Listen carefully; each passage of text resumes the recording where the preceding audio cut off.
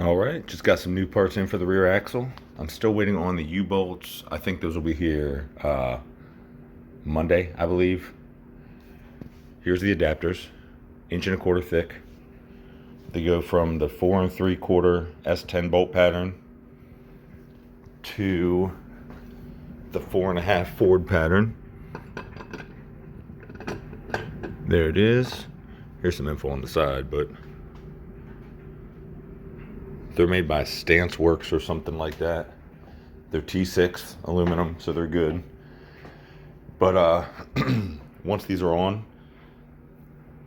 the WMS to WMS will be, I think, a 1/2 inch more narrow.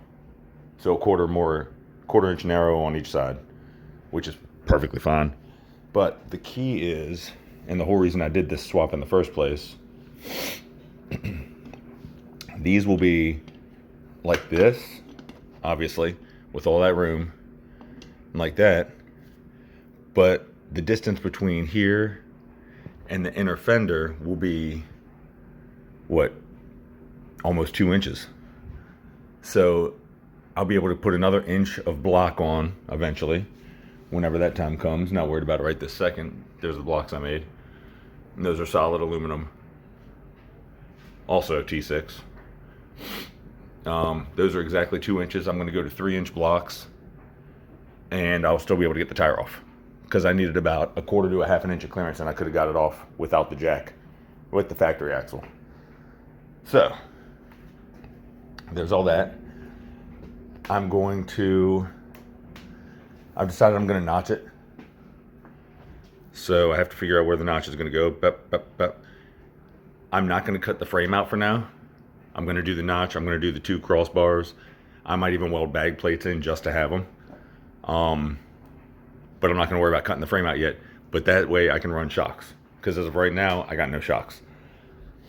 So I'm going to do that. I just have to go get the steel. But up next is getting these perches welded on. That's the next order of business. But I have to have the U-bolts so I can hold it on. And then I have to adapt those cables to wherever the other cable is. There's one of them laying on the floor over there. So once that's done, then the rear axle will be in. Then it's back on to get the front back together. So there we go, that's where we're at now. All right, like the song says, let's get it on. Just gotta grind these off right there. This side's ready to roll. Then we'll get her fitted in there and done. Here in a sec, I'll go through the list of parts that I have for it and all that. Then we'll work on setting it up. Here we go. All right, the 40 grip made quick work of that. Switched over to 80. Got it nice and clean.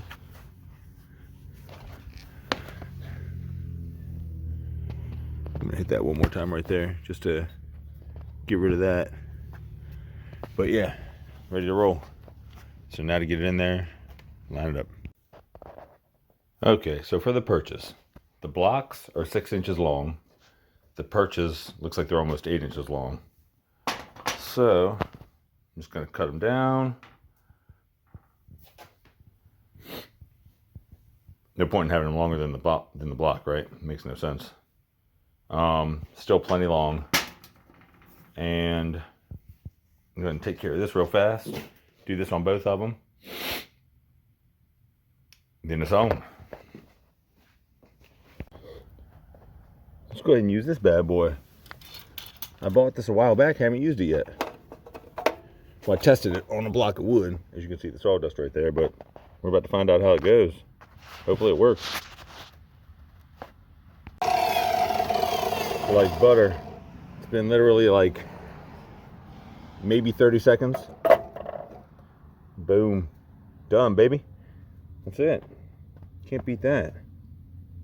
All right. Time to get on putting this thing in. Here's what we have for each side. U-bolts, tall nuts. Don't get the U-bolts with the short nuts. These are Rubicon Express. Let me see.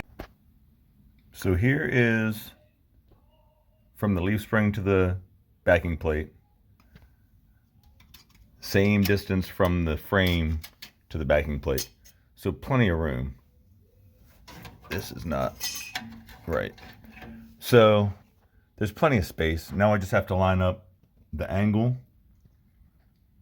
and then burn them in. And the rear axle's done.